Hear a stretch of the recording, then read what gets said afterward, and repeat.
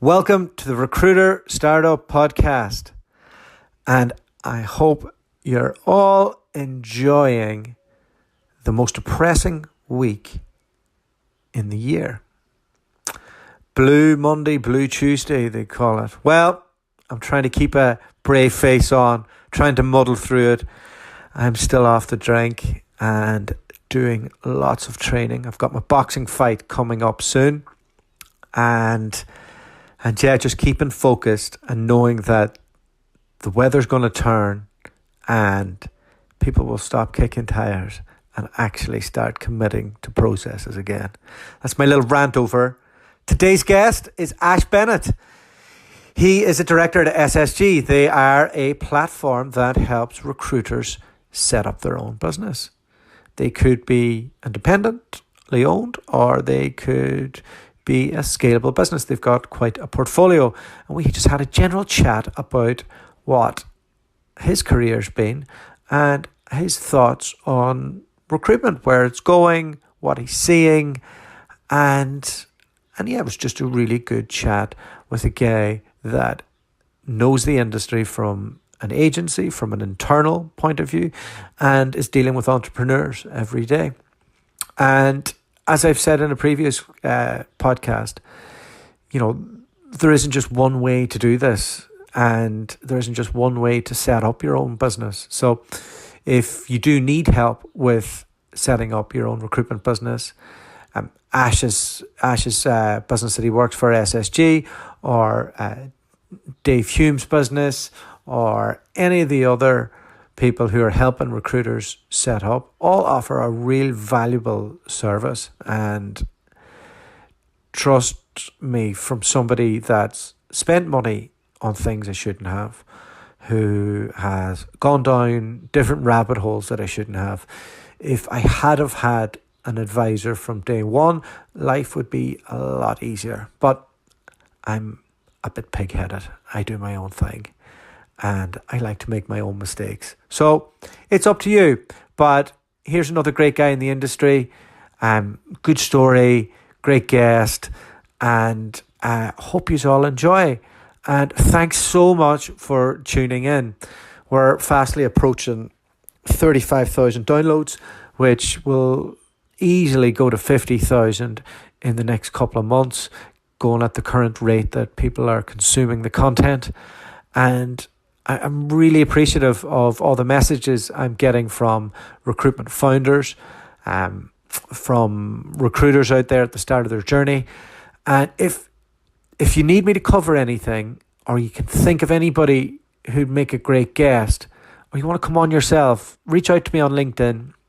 I can fit my schedule around yours, and we can get a great piece of content cut. And I'm really, really looking forward to getting to New York at the end of next month. We've reached out to our network today to tell everybody that we're going to be over.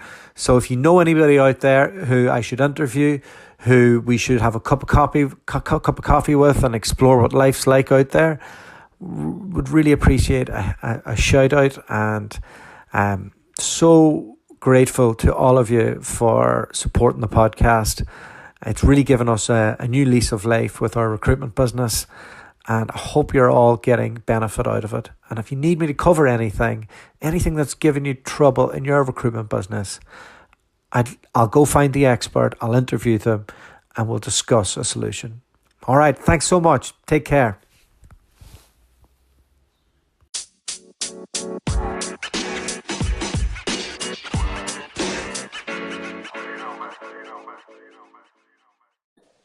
Ash Bennett, how are you today? Hello, sir. Yeah, very well, sir. How are you?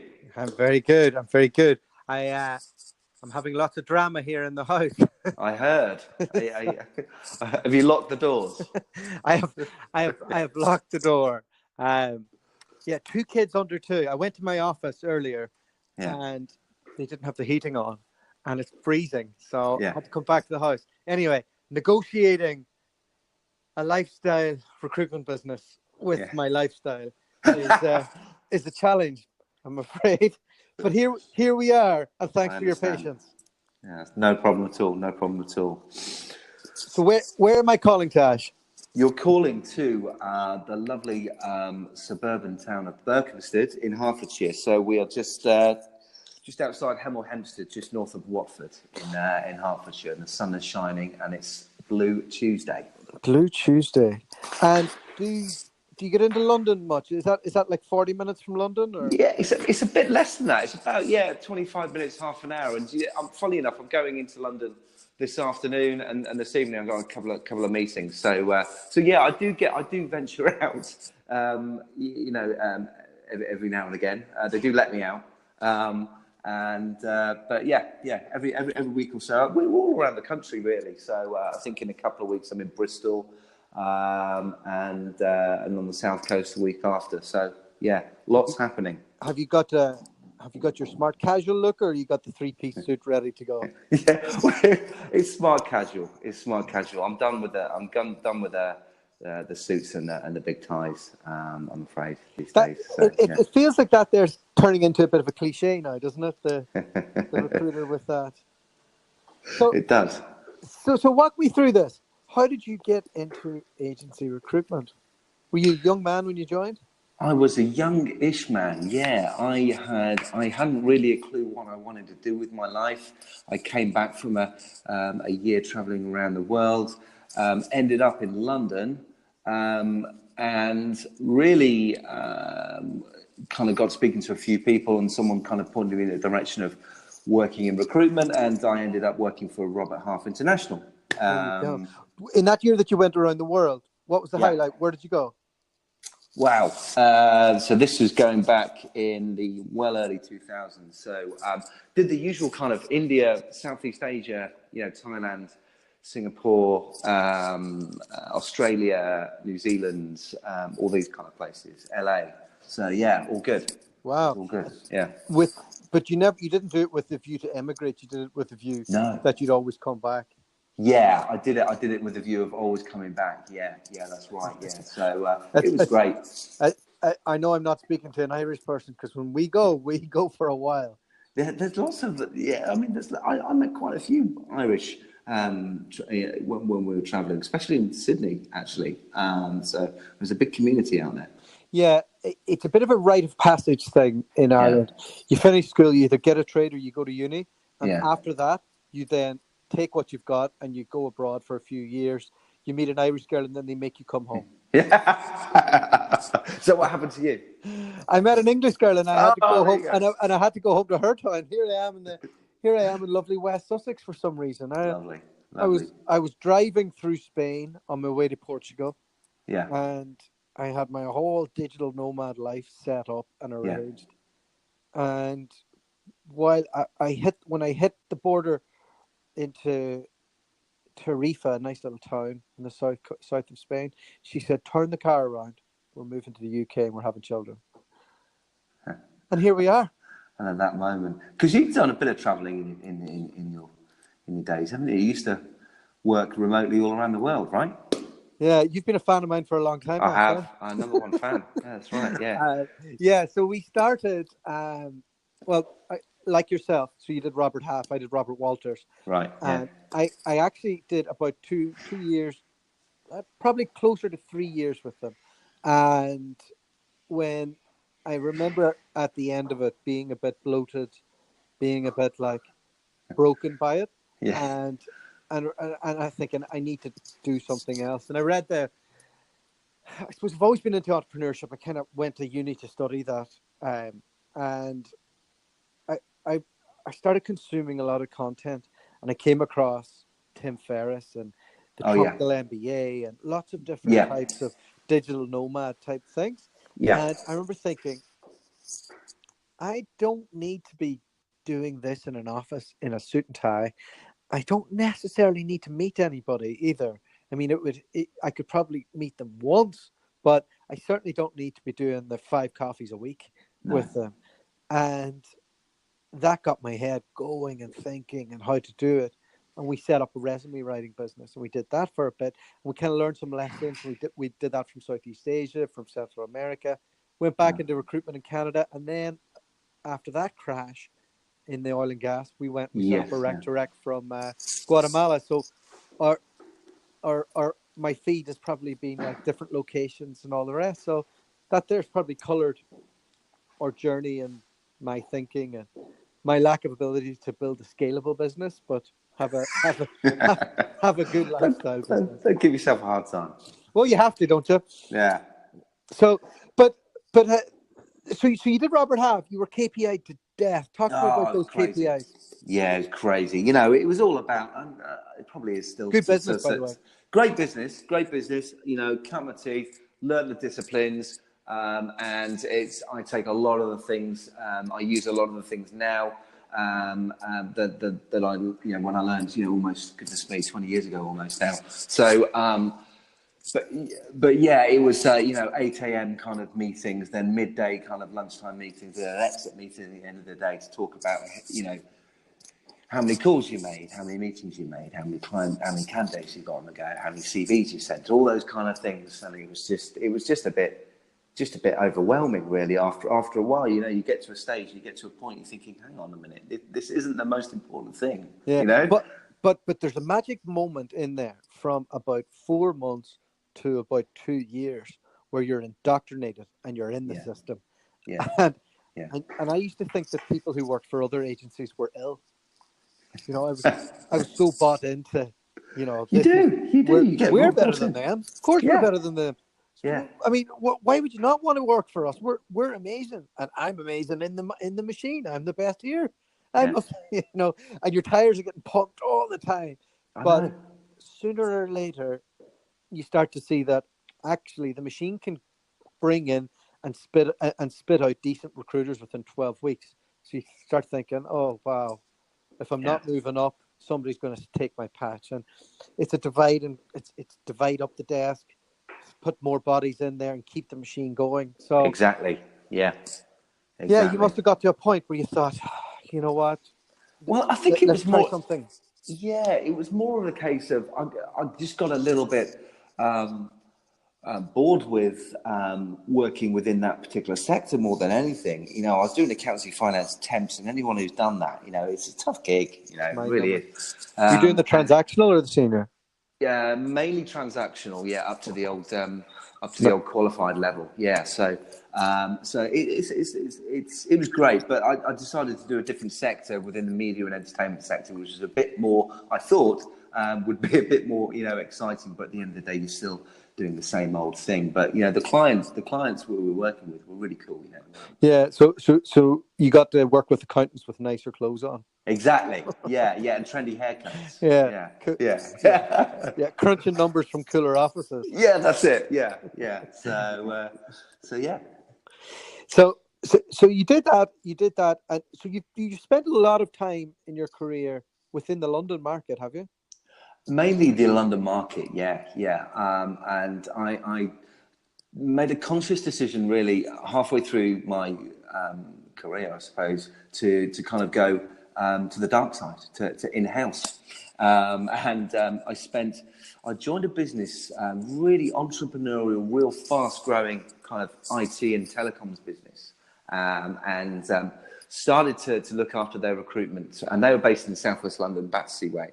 And they grew massively, really cool entrepreneurial business, and had a fun time there. I think I spent almost 5 years there. And I really why it was fun was because it was just constantly growing, and they really kind of had the market kind of sewn up, and it was a really good culture, good business to work for. Let me take you back a step. And you went from doing transactional finance, it looks, and you did executive search for a bit. I did. Yeah, I did. What was the difference in doing that? Like, was it a different way of working, a different pace? Can you give us an insight into that? Because I think there's a lot of window dressing in executive search. Yeah, it was, as you can imagine, it was very different, almost polar opposites to what I was doing before. Whereby, you know, transactional kind of temp desk, you know, you're trying to grow your desk, and you're also kind of running kind of 50 odd temps on at the same time. There's a lot of, it's hectic, as you know, and then it completely slows down when you're doing that. I was doing construction and property search, kind of white collar senior management search. So, yeah, I was gone from making, a shed load of placements a week to one a month, at best sometimes, which was very different. And it takes a while to adapt, and it's a different mindset. Especially when that one placement falls over. Yeah, absolutely. So, what was the executive search process different? Like when you I think most people will be aware of what a temp recruiter does. Yeah. But what did that look like from your activity on a day-to-day basis? So I probably actually benefited quite well from it because I was so used to kind of working at a more arguably faster pace that I would get a lot more done. However, there's a lot more qualifying, a lot more consideration within the process, and it was just generally slower, which isn't necessarily a negative thing. And of course, people take a lot more time to make those decisions, make those moves, and so just generally a lot more of a longer time to kind of get decisions out of people, really, which can be frustrating. Would you charge up front, or how did the pricing structure work? Yeah, absolutely. So we would do one or two things. Some of it would be contingency, and some of it would be charging up front, the traditional kind of third. So it would really vary on the client and the position. Okay, so with that internal recruitment gig that you had, it looks like that was around the recession. You just ducked the recession and had a bit of a jolly, didn't you? It was crazy because it was at the time when technology was kind of booming, and kind of they were selling not just telecoms products and mobile products. They were selling voice over IP and kind of data systems, and we're getting really kind of selling kind of high end tech stuff to business end customers, and so really, they were for it, and I wouldn't say they carved a niche, but we were very, very good at what we did, and that we kind of dodged it. Yeah, we kind of dodged it. I think there was a slight dip, as far as I remember, but on the recruitment side, we were forever growing. We had so many requisitions on the go at the time, and we also acquired a few businesses along the way. So there was that kind of there was all that to kind of consider as well, and that had a knock-on effect on the recruitment team. And you were there for nearly 5 years. That's an insane amount of time. What in the recruitment world? What brought you back into the agency world? The cut and thrust of it were you looking from the outside, going, "There's more money to be made. I need a new challenge." What was it? There was a part reason. There was the business I was working with was going in one direction. I think they were looking to sell, which wasn't necessarily going to be a good thing. But in those kind of situations, you never know what's going to happen. But the main reason for me was first of all, I wanted more of a kind of a balance in my life in a way that, so I wanted something to be more flexible, and you went back to agency recruitment for something more flexible. Well, yeah. Really, when I started speaking to the guys here at SSG and everything like that was a real opportunity where I could really use my experience and my knowledge of the recruitment world, really, from working in-house, working agency in different sectors and different markets. How did that job come about? Really, well, I was the founder of SSG, David Jones. We were having a chat one day, because we knew each other, and really. They were looking to, SSG was at a point where they were looking to take it to the next stage, to the next level, and really needed some support on the business development side of things. And I think my experience, like I said, from the recruitment world, working agency, my network within that kind of world would have really helped. So it was fate, really. As cheesy as it might sound, it was really an opportunity for me. It ticked so many boxes for me, and it was an opportunity that I couldn't refuse. And it was really interesting for me to really see things from the other side and do something different. And that's, investing in the recruiters, knowing what the recruitment world is like, and knowing what recruitment or recruiters kind of need and want, I suppose. That really kind of, it was a really good opportunity for me. And here I am, I think, 3.5 years or so in. It's really good. Talk to me about what SSG does. So we offer experienced recruiters, with the opportunity to start their own recruitment business. Do they have to be experienced? They have to be experienced, yeah. When we say experience, we take everything on a case-by-case basis. But the key kind of criteria that we really look for is, experience, recruitment experience, agency experience. Recently, say typically within 3 to 5 kind of years, within any sector, really. We're not particularly that fussy. So, but they also need to be really motivated to really kind of want to start their own business. And everyone has a different motivations. Everyone wants to do it for a different reason. And we've got to kind of really uncover that and kind of really see what their motivations are. And is this for people who are looking to scale their business? Is it for like independent recruiters? Like, do you have either? Is there a framework? So the model really is, we offer a free business launch facility. So we take into account all the things that you might need to consider when you're starting your business, such as all the legal and compliance, all the creative and technical, job board access, recruitment software, business and legal elements, and everything like that when it comes to setting up the business. Now, some of that kind of stuff you could do yourself, or you could kind of let someone who has done it 200, 300 times over do it for you for free. So we kind of set everything up for you, which is very much tailored to your business and what you need. And then once the business is set up, we offer ongoing support to that business, and that support can be in a whole host of ways, financial elements, all the technical and creative elements, advertising, legal, and business mentoring as well. So we know that any of our clients who we decide to kind of launch and partner up with they're going to know their sector, they're going to know their desk, and they're going to know how to build a desk. That's a prerequisite, but they've never owned their own business before. And as you know, probably, Dualta, there can be some areas when you're kind of working for yourself that you're going to need help and support and advice and guidance on. And that's where we can really kind of add value to our guys. Yeah, there's a lot of lessons learned that I've probably garnered over the 4 years that I've done it for myself, where if somebody was able to, from day one, go, don't spend a load of time doing this.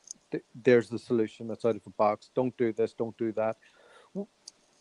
Let me jump into whenever you're qualifying that person. So I ring up Ash and I'm like, look, I think I want to set up a recruitment business. Don't have much experience in running my own business.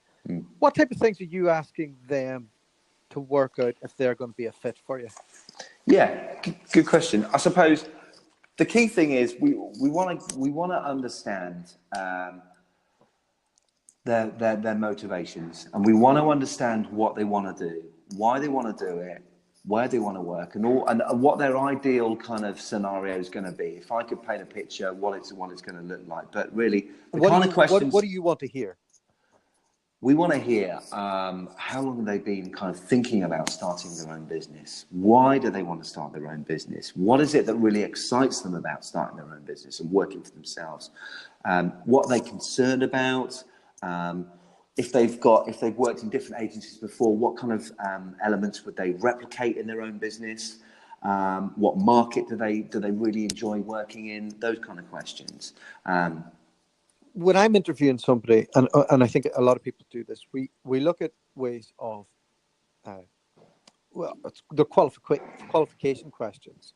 So in my head, I'm kind of working out ways to ask them questions so I can put it into my own mind whether or not they're suitable or not.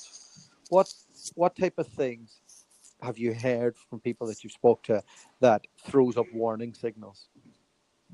So I think that's a really good question. Typical warning signals for me are unclear reasons as to why they want to do it. So typically it might be because they might be having a bad week or a bad month, or their boss is, really, on their back for whatever reason, or something like that. Now, to me, that's not a clear reason. That's not a valid reason to start the business. It needs to be something convincing enough for us to kind of think, okay, this guy or girl is doing it for the right reasons, and that might be. It's not necessarily the same thing. It might just be to suit their own lifestyle, And a lot of our clients are, some of them are one-man bands. Some of them are, people who wanted to start up because they wanted a better lifestyle and a better work-life balance. And some of our clients have been with us for 10 years.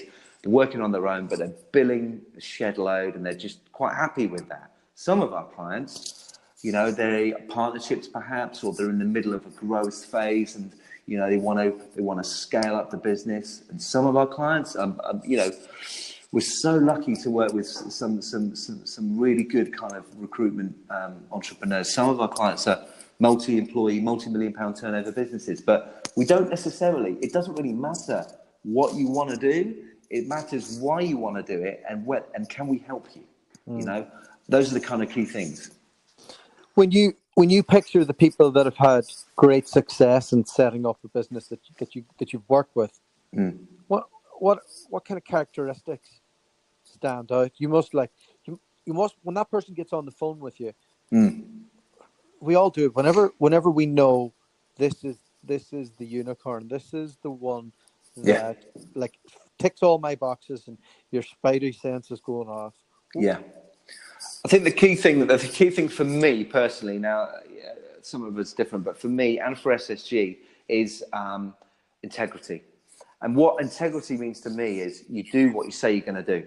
Okay, if we say we're going to have a call at 10 a.m. on a Tuesday morning, then we're going to have a call at 10 a.m. on Tuesday. If we say we're going to meet at 1 p.m. at a Hilton in London, we're going to be there. Or if I ask a few questions, you're going to get the answers back to me. Or think, doing what you say you're going to do is a key for me. Unfortunately, as you know, some people are creatures of habit, and key warning signals for me are, if people don't do things that they say they're going to do more than once, then that to me is like a big warning signal of what their behaviour is going to be like, further down the line. Yeah, absolutely. I always find that actually the people, their behaviours, like when I'm recruiting people, it'll start on how they communicate, by how they ask me questions on LinkedIn, by when we talk to them in WhatsApp, the type of questions that they're asking. Then we get a bit of feedback from clients. I speak to them. I feel it, but I can kind of get more of a sense then. But usually, if I reverse right back to the first question that they asked me and how they presented, the warning signals are always there with behaviours. Yeah. Yeah, I think you're right. If people aren't asking me many questions and challenging me, we want to be challenged. If they're not challenging me on, what are SSG going to do for me? How are you going to help me? How are you different? Why should I work? All these kind of things, and questioning each thing, then they're not clearly that bothered or interested. They may be just interested in the whole kudos of being a managing director of their own business, which is the wrong reason to kind of start up. I think that the industry's in an interesting place. Yeah. Even when I started in 2011, which only seems like yesterday, we didn't have cloud computing for to have access to all our emails and our database, and LinkedIn was still not that much in use as it is today. And I think a lot of us had traditional ways in our head that we have to meet everybody we work with, and everything just seemed a bit slower and a bit stagnant. And part of that is me being shaped by being in a large agency. But I feel like the world has changed a lot from technology, from people's willingness to take the best product of a personal brand rather than a business brand.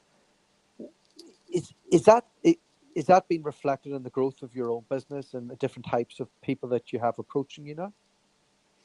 I think, what with regards to personal brands.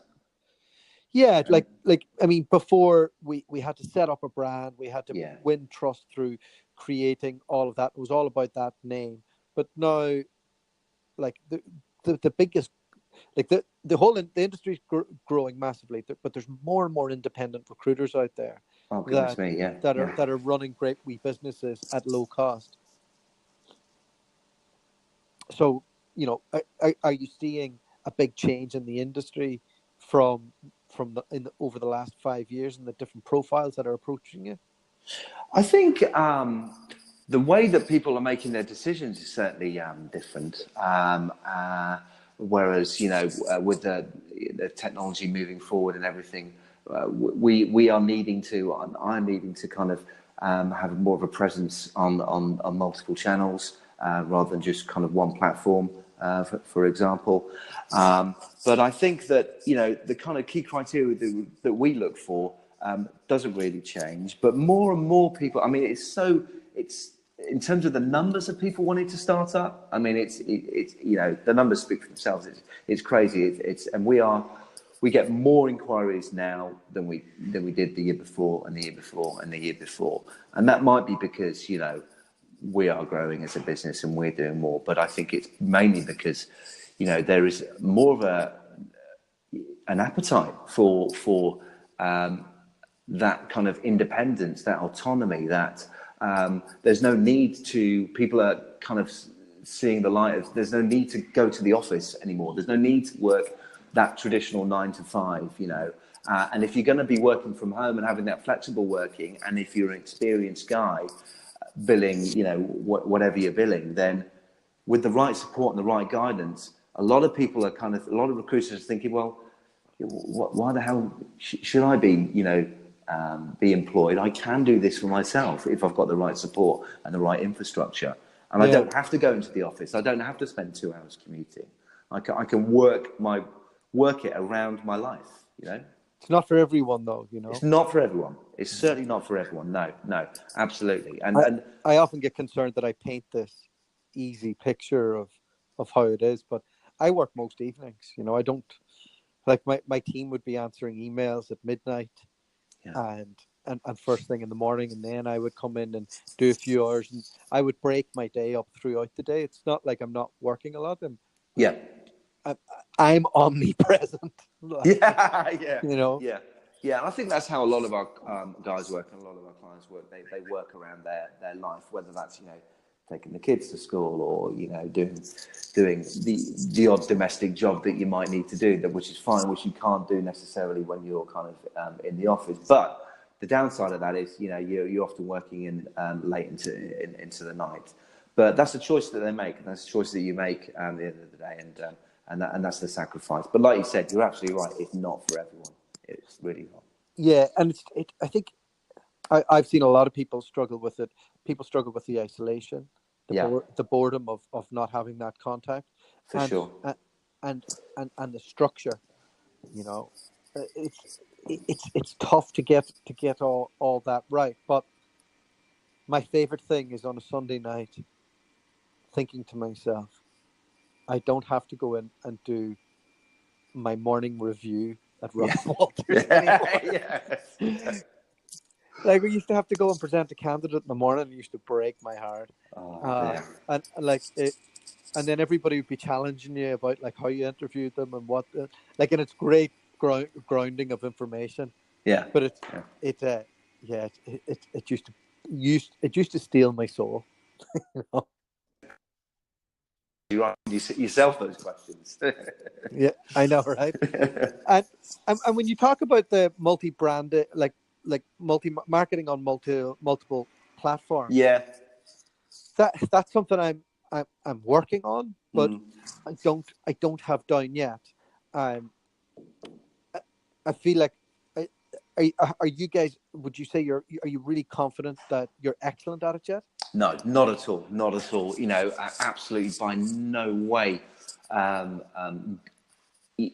mastering it yet. I think the challenge that we've all got is that it's forever changing. There's always something, just one or two steps ahead of you that's gonna be the next new thing, and the challenge is kind of keeping on top of that and not being left behind, whatever that new thing is, like with, for example, podcasts, or whether you're using YouTube or kind of mastering kind of Facebook ads or whatever it might be. As soon as you kind of start to think, yeah, I've got this, there's another thing that comes out, or there's another trend. The challenge is really kind of keeping up with that. But yeah. Yeah, I think if anybody's listening and they're wondering how to do it, the first thing to do is to create the content.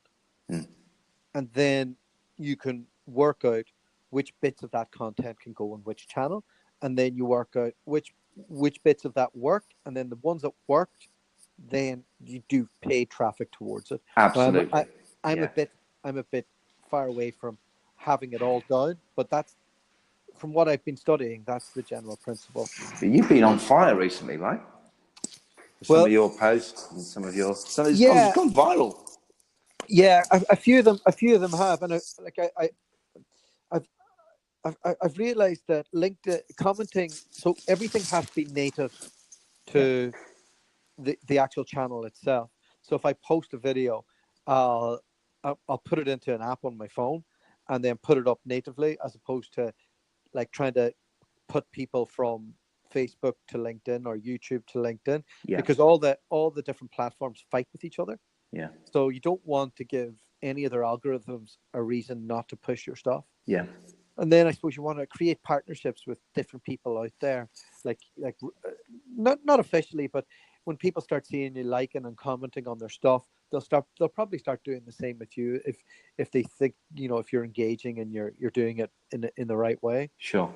And you just build and build and build and see, like, if something's trending on a different channel, I might grab that, put my own brand on it, and put it on LinkedIn. Yeah. So it's just constantly trying to see what's working out there and steal it for yourself. Yeah. But it's interesting though, right? It keeps you going, like trying to keep up with those trends and trying to kind of test it and see what works and see what doesn't work, right? Yeah, because so this year, like the podcast has really taken off. We're gonna, in the next couple of months, we'll hit 50,000 downloads. Wow. Which is unbelievable. For like, I didn't expect it to do this, but it's made us like even reassess where we want to go, because I was thinking, I'll get a nice office and maybe hire a couple of people, but I'm actually going to go in the other direction now. I'm going to double down on the content piece, and we're going to go.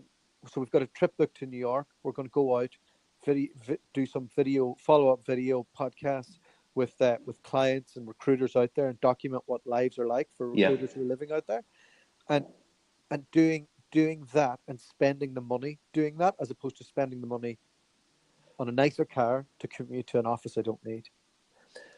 Have you seen a real difference then to, real monetary difference or a real difference to the bottom line so far with these 50,000 downloads and with the podcast? Have you noticed that?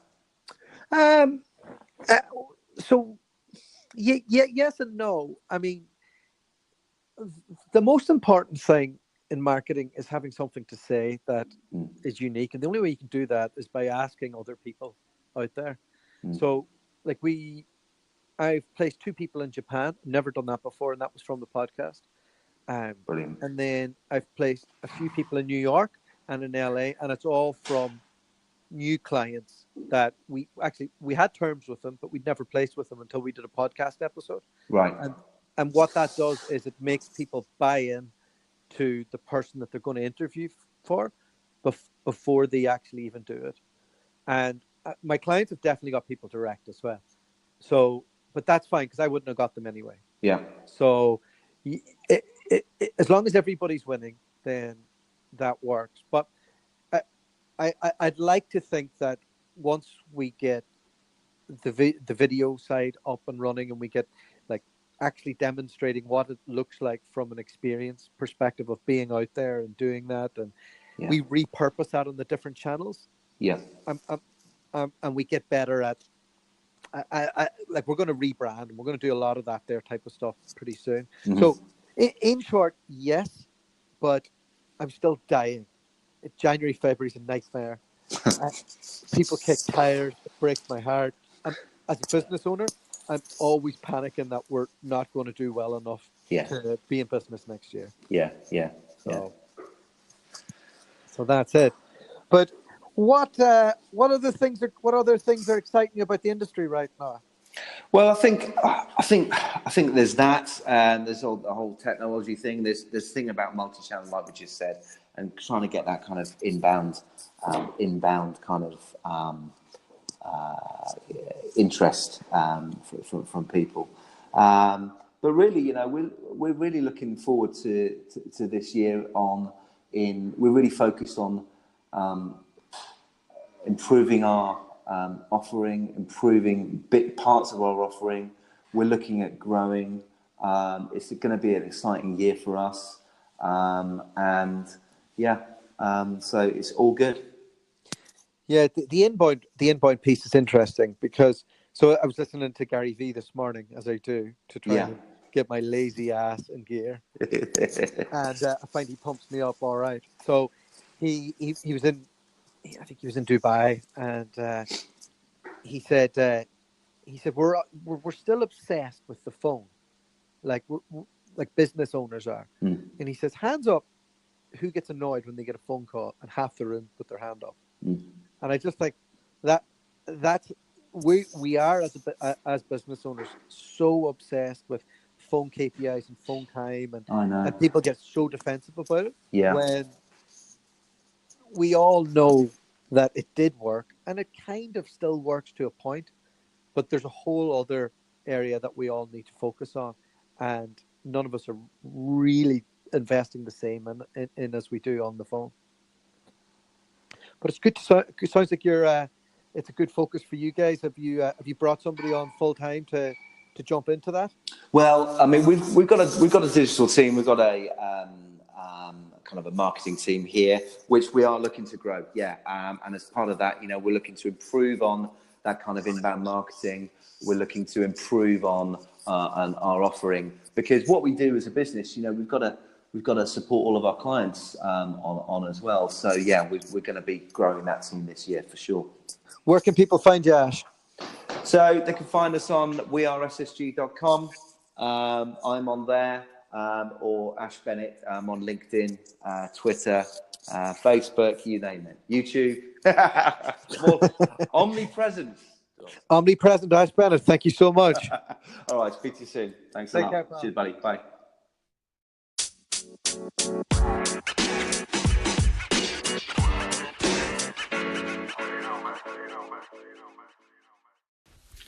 Massive thank you to Ash for coming on the podcast. I'm not surprised that more and more people are looking to set up their own recruitment business. It's a great thing if you can get it right. It's very hard to get it right, and there's a lot of different components on it, and that's why we'll be setting up a Facebook group to discuss all the things that you can do to win business, win candidates, use technology, use marketing, use automation, use virtual assistants, all the stuff that we've learned over the years and all the mistakes that we've made. And hopefully I'll get lots of different people who've been on the show to contribute to the group, because we've had some amazing guests on the podcast, and there's so much knowledge, and we've only scratched the surface on the podcast. So yeah, keep an eye out for the Facebook group. We'll be reaching out to all our LinkedIn contacts once we get it done. I'm hoping we'll have it all done in the next month. So much to do, from rebranding and websites and all that good stuff, while continuing to run this rec-to-rec business. I'd give my left kidney for a few good tech recruiters that want to go to New York or LA right now, or even Sydney or Melbourne from the UK or Ireland, where we've so much demand. We just need good recruiters with a few years experience and a degree who want to go out and make loads of money and have a great life. So hit me up if you're looking at all anywhere in the world in agency recruitment. Love to have a chat with you. The podcast you just heard was made using Anchor. Ever thought about making your own podcast? Anchor makes it really easy for anyone to get started. It's a one-stop shop for recording, hosting, and distributing podcasts. Best of all, it's 100% free. Sign up now at anchor.fm/new. That's anchor.fm/new to get started.